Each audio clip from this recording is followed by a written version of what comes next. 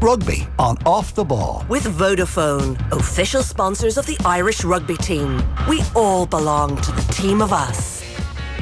Welcome along, Wednesday Night Rugby. We have Liam Toland on. First time in a while. Hey, Liam. How are you doing, Joe? Very well. And Niamh Briggs is with us as well. Hey, Niamh.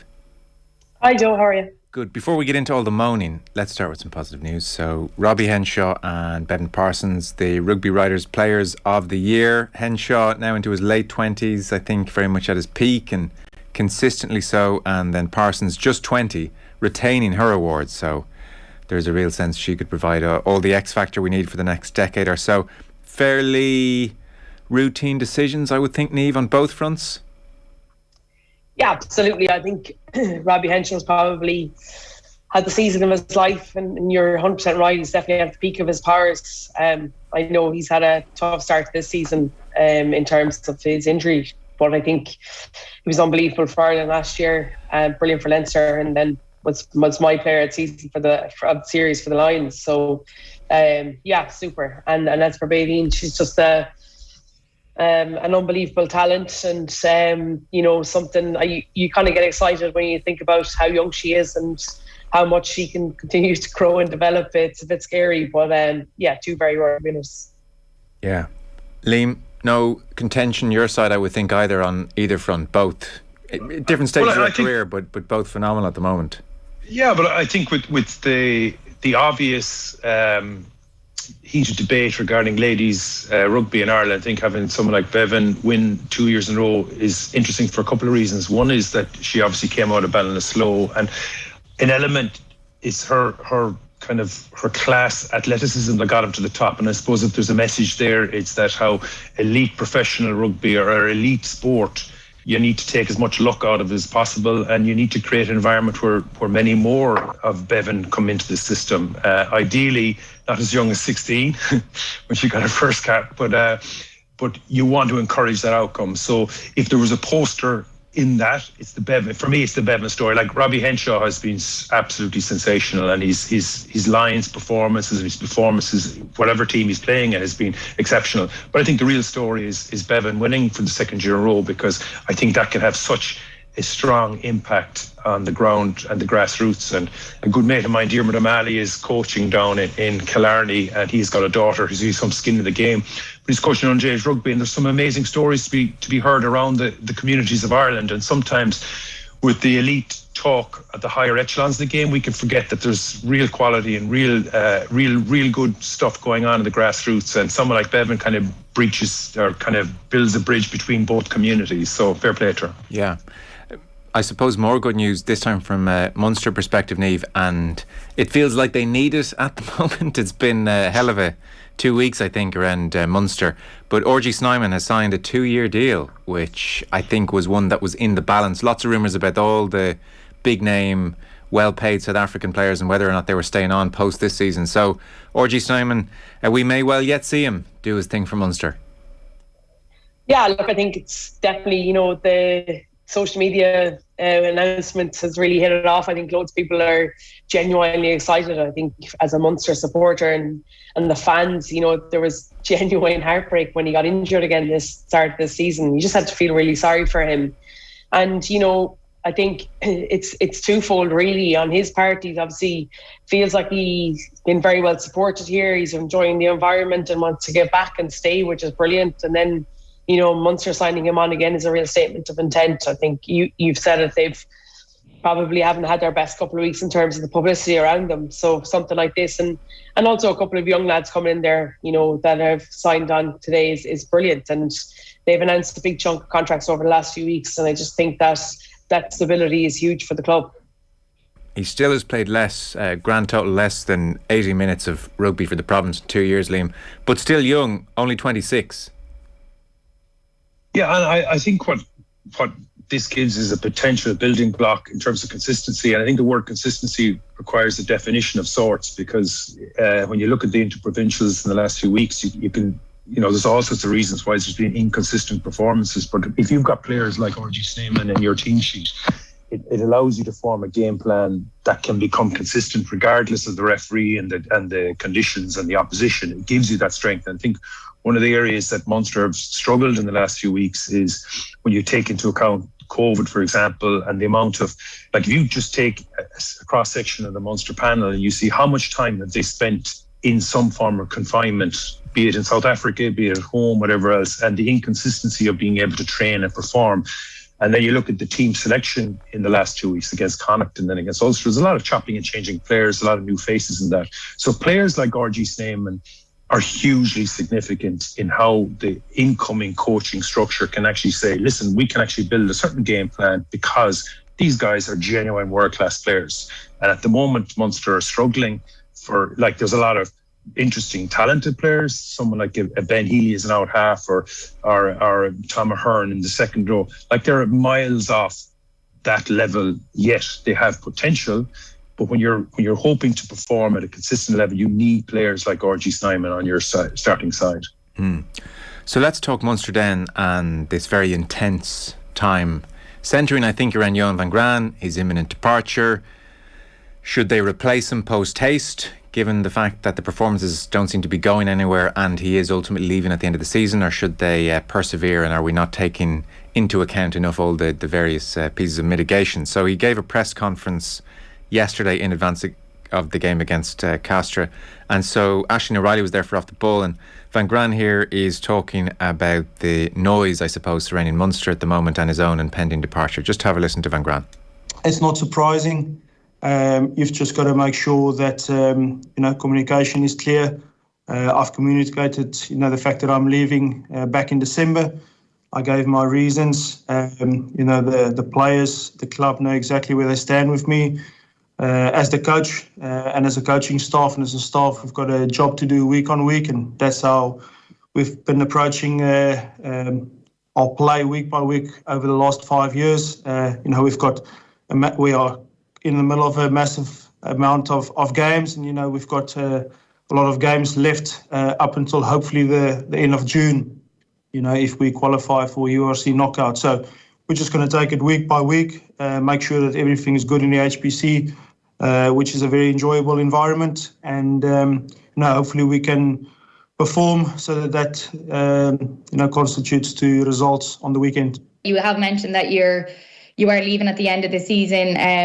For you as a coach to still be in there, how important is it just to, I suppose, do as well as you can and to have that camaraderie with the lads, knowing that you're moving on? Is that difficult, or do you have an understanding with them?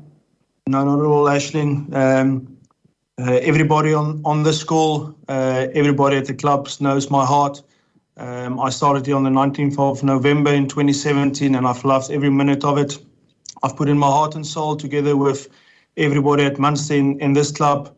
We're a united group. The most important thing is people. I don't want the next 6 months every week to be about me.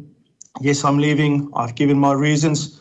I've got incredible respect for Munster rugby and the Irish system, and I'll continue to do my very best till the last day that I leave here. And as I've said before, I see myself as a Munster man. My daughter was born here. I'll always refer back to Munster as my club, and I've done my best every single day that I've been here. Niamh, what do you make of this? There's almost been a call on Van Graan publicly in various quarters to almost show us that you care, Johan, and show us what it means to you. And I just don't know if I'm comfortable with that. It seems very ancillary to his job, which is to be a professional rugby coach and get results and get performances, which we should really talk about in a very harsh way. But this business of, do you love Munster enough? Do we want him to sing Stand Up and Fight at the end of a press conference just to reassure everybody? I don't quite know what's going on here at the moment. Maybe it's just there's a degree of hurt that he's leaving. Yeah, it's just so strange. I think, since that Connacht performance, it just seems to have, flicked a switch of toxicity around it, around the club, around him leaving. And it's hard to know the basis of it. Okay, I get the performance against Connacht was nowhere near good enough, but they also know that too. And I think, to be fair to Johan, he's always come out and been very upfront and very honest in terms of, how he's thinking the players, his interviews, and I thought it was, I actually quite enjoyed his interview before the game against Ulster, that spikiness, because we don't really see that very much in him. And I think that was him fighting back, to be fair. I'd imagine that week after Connacht was incredibly difficult. There was so many, articles and pieces in the media written and said about him in relation to whether, he's actually in it. And you're actually calling into question his integrity and his professionalism. And so it is strange. And it's a weird predicament, because it's not often that we come across, a sport where, the coach is leaving in 6 months' time, something like a soccer or anything else like that. Once they're going, they're gone. But I think that I'd imagine he felt it was very personal over the last few weeks in terms of these calls for him.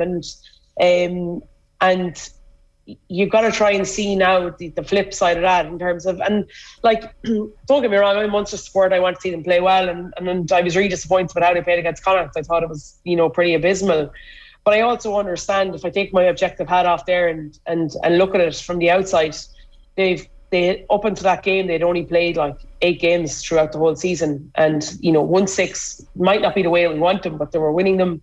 And you're also trying to get, Aline spoke about it earlier on, about the chopping and changing.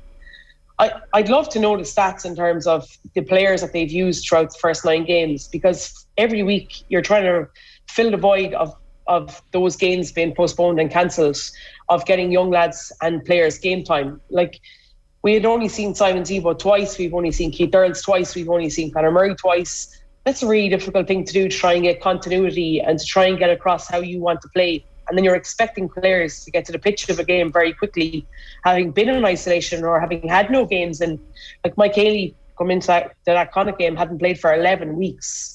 Like, it's outrageous to think that you haven't played for 11 weeks, you go into start and you're expecting this performance to magically appear. It's a really difficult thing to do. I think on the flip side of that, the likes of Michael Haley, Gavin Coombs, these guys who played against Connacht and then played again against Ulster, you see better performances because they're match ready and their lungs and their legs are getting used to that environment and that high pressure situation.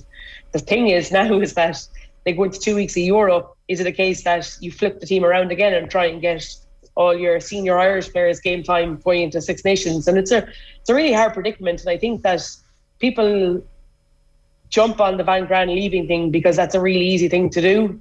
But for me, it's got to be a lot of player responsibility, and also understanding too that the players haven't played a huge amount of rugby from September to now. Yeah, like Aisling hit on a key point there in her question to Jan Van Graan, which is the camaraderie good? Is the spirit good? Or is there a resentment behind the scenes that you're abandoning us almost, and he's at pains, obviously, to paint a positive picture. Liam, there's so much at play here. As Niamh said, the toxicity is really just ramped up around this whole situation. It's probably been bad timing in that the news of his departure has been allied to that Connacht performance in particular. But that Connacht performance isn't on the back of a load of other great performances. Castres at home was average, and there's just this sense that Munster are going to sleepwalk into a big day in Europe down the line and perform in a similar way, conservatively, and it'll be another wasted season. And so suddenly when the coach is leaving, there's probably a degree of, well, hang on, why are we committing to that again? Why do we owe you any loyalty? And all of that is bubbling around. And then even the press conference, like, he speaks very well there, and you think he's heartfelt when he speaks about his relationship with Munster, and yet it is fatally undercut at the end of the day by the fact that he is leaving. So you want to be fair to him, and yet he is leaving, so people have cause to be upset. These are the many dynamics at play at the moment. Yeah, I think, to be fair, I think it's important we frame the question in the right way. So I was reading the New York Times this morning, and 7 coaches from the NFL have been let go in the last few days because the teams that they have been running haven't reached the standard. But not just them, general managers have been let go as well. So in the rootless level that Munster, Leinster, Connacht and Ulster, and indeed root of elite sport, the buck just doesn't stop with the coach. And I think we need to we need to unpack that a little bit for a start, because there's a lot of confusing things here, and in the last few days there's an awful lot of emotion behind this. But in the first instance, Johan Van Graan isn't the organisation. He is the head of the organisation. I don't think he's a great communicator. I don't think he's great interaction with the press. That's his style. And I think when you come to have to defend how your team are playing, his style of communication probably doesn't help his message, I would say. But there's a general manager, there's people in charge of Munster, like the academy. We've spoken about this, Joe, at length down the years. The Munster Academy has underperformed overwhelmingly you can benchmark it to wherever you want. It is underperformed. Now, Ian Costello is in charge, which is a massive positive step. There's other changes in the academy, which are massive positive, but they won't really start to prove fruitful for another 3 or 4 years. So Munster found themselves as an organisation really behind where they should be, because they speak of, we're a team that wants to win Europe, we want to contest for trophies, but their organisation isn't necessarily built for that outcome. The style of rugby they're playing isn't built for that outcome. The players that are playing for them at times aren't built for that outcome. You look at, I saw a montage of Tyg Furlong playing, and he was jinking and dumbing all over the place. That stuff doesn't happen by accident. Like, tight head props don't do that by accident. They do that because there's an expectation. They're encouraged to do it. They're trained to do it. And of course, there's a natural talent in us all. But there's lots of reasons why Munster aren't performing. And some of them are because Johan van Graan. Am I a fan of his style of rugby? No, I'm not. But at the same time, I think it would be unfair, because I have no doubt Johan van Graan is a 100% guy. I have no doubt about his integrity. I have no doubt about his ambition for Munster at all. Do I agree with the style of rugby he plays? No, I don't. But I can separate those 2 points, okay? I think there's question marks about how Munster have been running their system for the last 10 years. That's just the way it is. Coaches coming, coaches going. There's a lot of dysfunction. Players coming, players going. And we have a team at the moment. I mentioned already, someone like, for example, Thomas Ahern or Craig Casey. These guys are quality, but they're miles off where they need to be. Like, these aren't semi-final, European Cup players. They will in time, but they're a long way to go in that sense.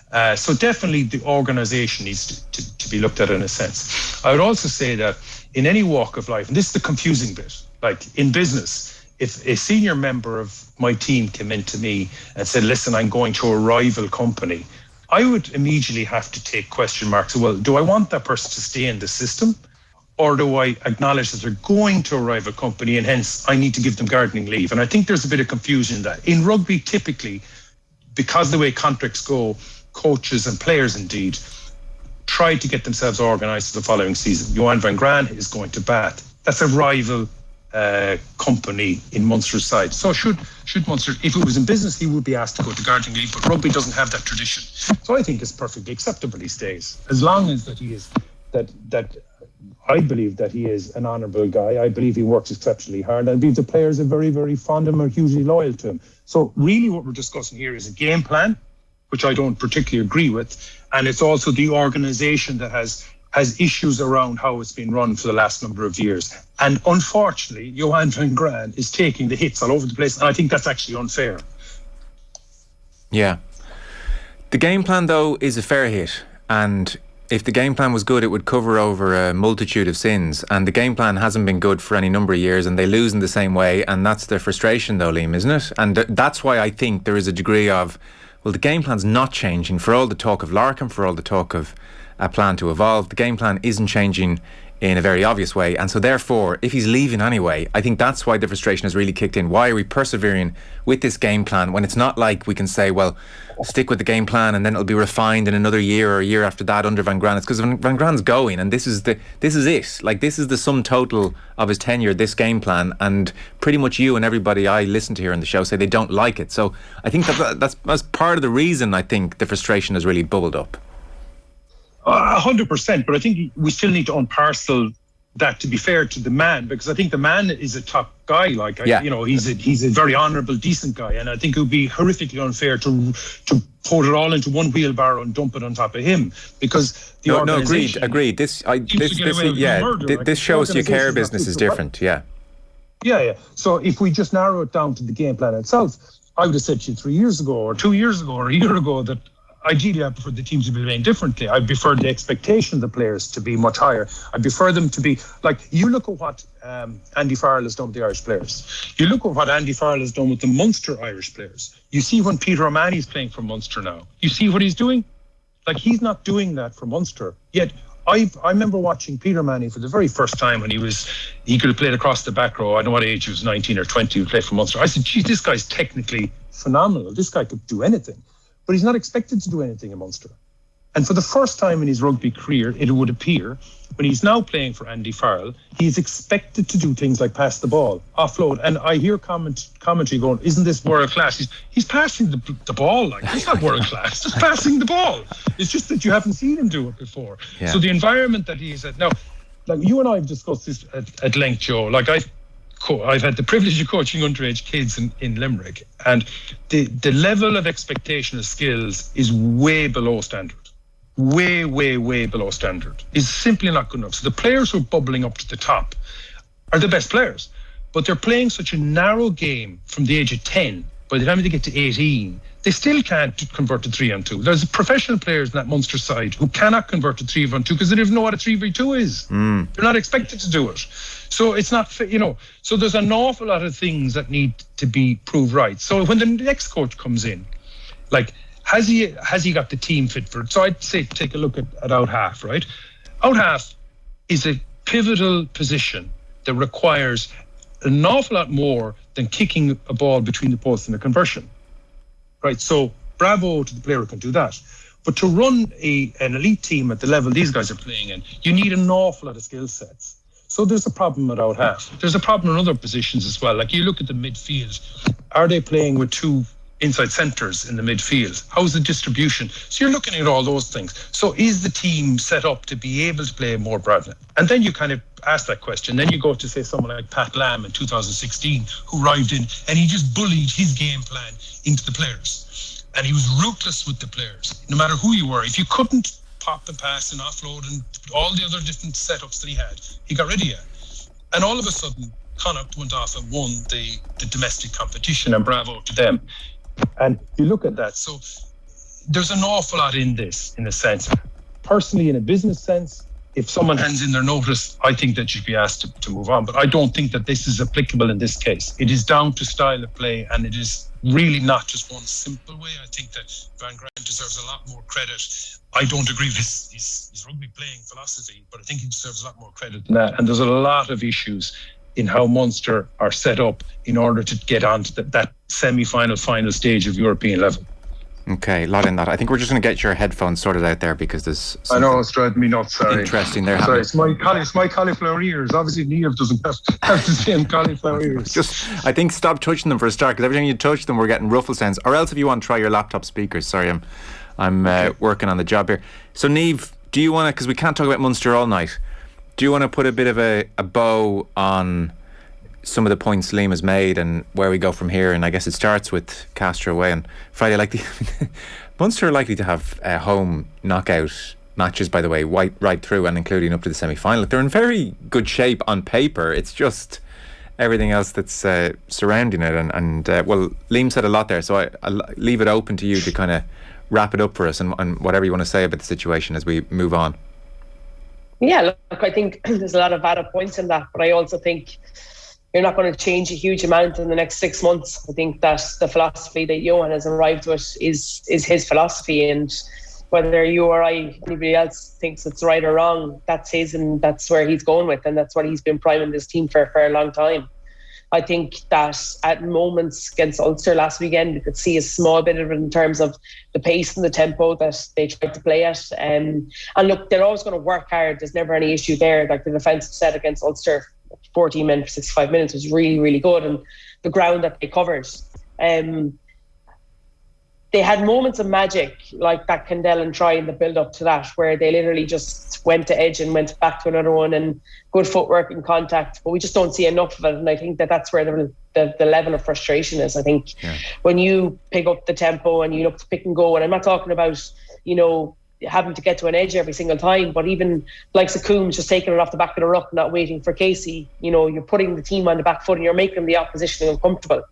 When that happens, Munster look really good and they're able to control the ball and where they're going. I just think that at times the frustration is that when they seem to be on top in terms of the pressure points in the play, they just seem to slow it down. And when they slow it down, then you're just giving the opposition an in back to the game. And I just think that that's probably the frustration. But look, I think it'll be difficult in Cast. Obviously, the games have been really close over the last couple of years.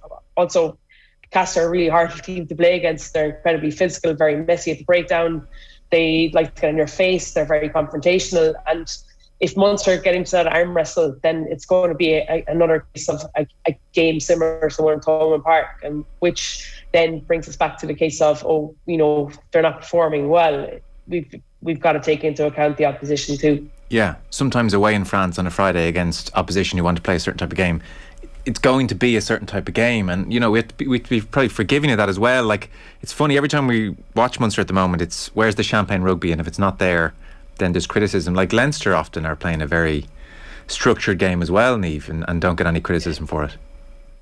Yeah, absolutely. But I just think that the fact that the Leinster team bring up the Irish team, and the work that they've put in over the last 5 or 6 years, and you can see the fact that even if it's a structured play, that everybody, no matter where you're in the front row or you're in the back three, they all have a role to play and they all do it really, really well. I think that sometimes Munster get caught up in the structure, the pattern, and the system that they're trying to play, and they forget what's in front of them. I think when you look at how Connacht play, and they look to move the ball, up until last weekend, I would have thought Ulster would have done the same, but I was really surprised to see how narrow they went in attack, especially when they had a player up. But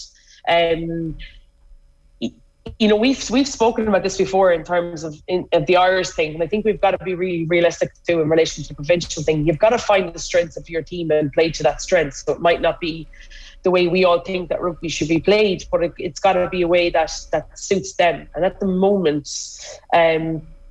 for me, I agree, Munster don't get the best out of their players. They definitely have way more talent than that, and we see it in fits and starts. I think the frustration is that we don't see it all the time. And if you want to be contesting for cups at the end of the season, then that level of consistency where you're playing on the edge in terms of pace and intensity needs to be there for 70, 75, 80 minutes, and we just don't see it at the moment. Yeah, well, I guess not getting the best out of your players is ultimately what it comes down to. As for the Heineken Champions Cup, rounds 3 and 4, I suppose, Liam, this should be the stage where there's a bit of momentum starting to happen with this tournament and some reverse fixtures, and yet it's just been mired in terrible luck on a COVID front. So the 5 postponed games from round 2, that was when there was a ban on unnecessary travel between France and the UK. They've been cancelled now, and 0-0 draws is the order of the day, so 2 points each. The EPCR said in an increasingly complex fixture calendar, due to COVID-19, it was regrettably decided that the only choice in the circumstances was to cancel the matches.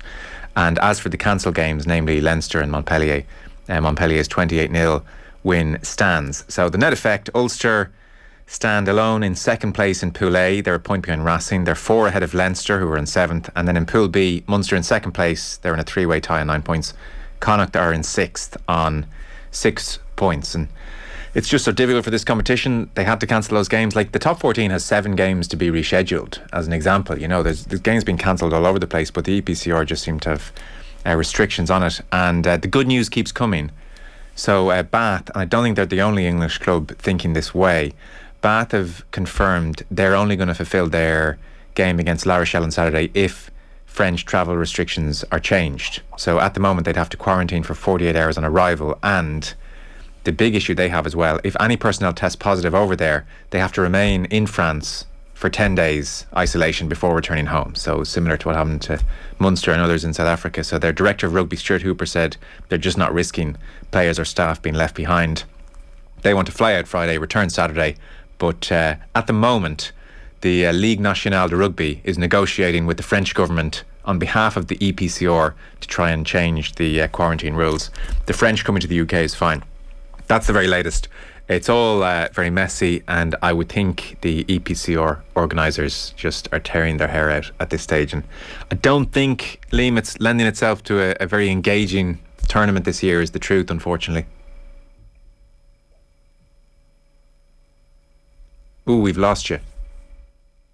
Sorry, we'll take a very brief pause and we'll come back to Liam Toland. We'll just take a brief pause and get your microphone situation sorted out. Back in 1 sec.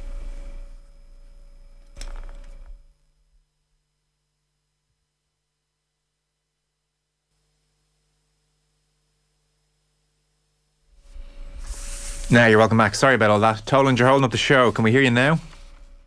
I think so. Yes, I think so. Yes. I'm not going to repeat my lengthy summation of the Heineken Champions Cup situation, but my point to you ultimately was that through nobody's great fault, I suppose, but this is not the most engaging of tournaments this season. Well, I was in the Viva Stadium for the Leinster Bath game, and we were there celebrating a 20-year anniversary, and it was extraordinary how we all agreed that it was almost a waste of time watching the game, because Bath came over with literally with a second string side, because they looked completely disinterested in Europe. They had bigger fish to fry, and for the first time ever, an English side coming over and having that lack of interest. There was no competition in the game. And you look through all the fixtures they're playing, and you do question this particular competition, this particular time has been devalued in a sense, because the domestic games have, particularly in France and England, have taken such precedence. And for that reason, and the COVID and everything else, it just seems like an unfortunate devalued competition this year. But that said, from an Irish point of view, it's of such importance, basically what we were talking about from a Munster point of view and the other teams, of staying in meaningful rugby for as long as possible. Yeah, it's such a pity, Niamh, isn't it? Because this tournament, the first 10 years of the noughties and a little bit into the 10s even when Leinster gone well, I mean, it was just brilliant. Yeah, absolutely. And I just think I saw it this morning as well. I think Montpellier had a couple of positive cases again this morning. So, you don't even know poor Leinster in terms of they've been so long without a game. I'd say they're just hoping that one goes ahead. And it's definitely devalued for a sense. The English and the French clubs have not really bought into this new EPCR competition. I think, the money and their probably whole goal at the start of the season is to win their own domestic championships. Whereas in Ireland and Scotland and Wales, I'm assuming it's very much geared towards European competitions. So it's definitely losing some of its integrity, I think, when you see the likes of, big teams coming over, the likes of those, Toulouse's, Castres, Montpellier, La Rochelle, the ones that you really want to see, and they're coming over with second and third strings. It's really difficult to try and buy into it, I suppose. And I think COVID hasn't helped it, obviously, because you're looking at travel and cross-border. But I think once this pandemic starts to lift, in the sense that the world starts to come back to normal a little bit, as much as I can, I suppose, then they've got to sit down and really think about whether, what's the best thing for this competition going forward? How can you get buy-in from everybody involved? Because unless that happens, it's pretty much fruitless, I think, in my opinion. Feels that way. Many an All-Ireland Football Championship has been saved by good knockout stages and a good finale, so I guess they're hoping the bigger teams get through, and then we all remember the knockout stages, and the pool stages are a distant memory come the end of the season. So it is Friday, Castres Munster. It is Connacht Leicester 3:15 on Saturday. Should be a really good game. The game at Welford Road was a great game, and Connacht, you might remember, were 8 points up on 55 minutes, and then Finlay Bealham was sin-binned, and Leicester scored 2 tries in 10 minutes. Jack Carty dropped goal. He took the losing bonus point. So that should be a really good game. Leinster had a positive COVID this week and 1 close contact. Montpellier had 3 cases this week. We think it's going ahead in front of 5,000 at the RDS. And then Ulster at Franklin's Gardens, as you said, disappointing against Munster. So we'll see how they go against Northampton. That's Sunday at 3:15. The interesting thing, Liam, just news this evening, is that Simon Zebo will be available for Munster. The URC disciplinary panel have looked at his tackle on Michael Lowry, and they say, in particular, on detailed examination of the video evidence, the panel determined it was the number 10 of Munster who completes the tackle on Michael Lowry of Ulster, with Simon Zebo only making minimal contact whilst wrapping his left arm. So he's not guilty of foul play in the red card incident involving Michael Lowry, prompting certainly on Twitter, if that's any indication, raised eyebrows across the board. I mean, I know Jack Crowley was definitely very much involved in that incident. That was my sense initially, but I don't know. I don't know if we can call Zebo's shoulder on Michael Lowry's chin or cheek minimal contact. What do you make of that decision? I'm very confused. I suppose it's good for Zebo and for Munster in a sense, but it's bad for the game, because it's, yet again, we've used the word consistency all night, and it's an inconsistent outcome. So what does this mean? Does Crowley get pulled back in? When's the window of award? If you want to bring him into the conversation, is he scot-free? I'm very confused. There are mitigating circumstances in the sense that the Ulster fullback is probably one of the shortest players in world rugby. But the two Munster players hit him very high at full pace. And whatever you're sticking to the letter of the law, the moral of the law, or the correct thing to do is we have to have players who are coming in at the pace that Zebo and Crowley were to be taken into account that they're sharing the pitch with the opposition. In this case, there's a vulnerable fullback who's done a great bit of skill, caught the ball, and he needs to be protected. If we blur that in any way at all, it blurs the coaching of players around how they tackle and the tackle heights, etc. So it brings confusion. As what is the tackle height, what is a fair tackle, what is an unacceptable tackle. For me, that was unacceptable. Okay, and lots of people, when they look at it, they go, well, Lowry bounced up and he got on with his business. Well, that's irrelevant. That's absolutely irrelevant. The fact he's not in an ambulance is irrelevant. What is relevant is, are we trying to lower the tackle height? Are we trying to get players who, by the way, have become more powerful, stronger, better technically, their defensive systems are better, they're landing way better, way more technically powerful hits. Are we trying to take any looseness out of it? We are. Does this decision create confusion? For me, it does. Yeah. There's no mention of Jack Crowley being brought in to take the punishment instead of Simon Zebo. I mean, initially, and I never felt it was going to happen, Niamh, I thought, geez, they could both be in trouble here, actually, the way they both went in. But you kind of feel the tackle, be it Crowley or Zebo, someone did something wrong there. So it is strange.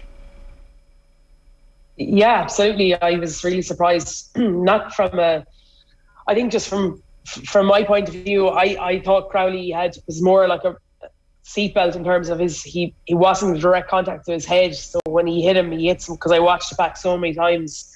He hits him kind of on the upper, like coming into his neck almost. So that's a high tackle. And more than likely a yellow card. Yeah. As he's falling, then Zebo hits him. It's a split second. And I actually felt really sorry for Zebo in terms of, I didn't think it was malicious intent in it. We definitely connects with his shoulder to his jaw, I thought. And the big thing for me was that it was I didn't really see a wrap. It was more of a chicken wing. I think when you go with a chicken wing, you're offering a TMO or a referee to make a decision that they don't really want to be making. I suppose they want to keep the game flowing as much as possible. But so I was really surprised as well. But as a Munster fan, you're probably delighted.